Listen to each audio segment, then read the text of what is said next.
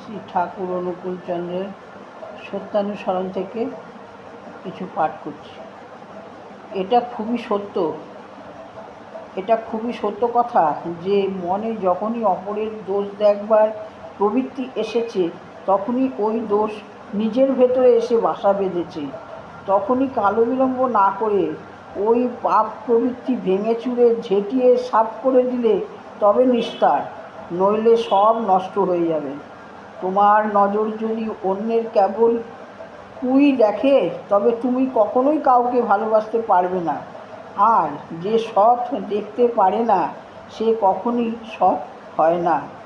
তোমার মন যত নির্মল হবে, তোমার চক্ষু তত নির্মল হবে, আর জগৎটা তোমার নিকট নির্মল হয়ে ভেসে উঠবে। তুমি যাই দেখো না কেন, অন্তরের সহিত সর্বাগ্রে তার ভালোটুকুই দেখতে চেষ্টা করো, আর এই অভ্যাস তুমি মজ্জাগত করে ফেলো। তোমার ভাষা যদি কুৎসা কলঙ্ক জড়িতই হয়ে থাকে, অপরের সুখ্যাতি করতে না পারে, তবে যেন কারো প্রতি কোনো মতামত প্রকাশ না করে আর মনে মনে তুমি নিজে স্বভাবকে ঘৃণা করতে চেষ্টা করো, এবং ভবিষ্যতে কুৎসা নরক ত্যাগ করতে দৃঢ় প্রতিজ্ঞ হও। পরনিন্দা করাই পরের দোষ কুড়িয়ে নিয়ে নিজে কলঙ্কিত হওয়া, আর পরের সুখ্যাতি করা অভ্যাসে নিজের স্বভাব অজ্ঞাতসারে ভালো হয়ে পড়ে।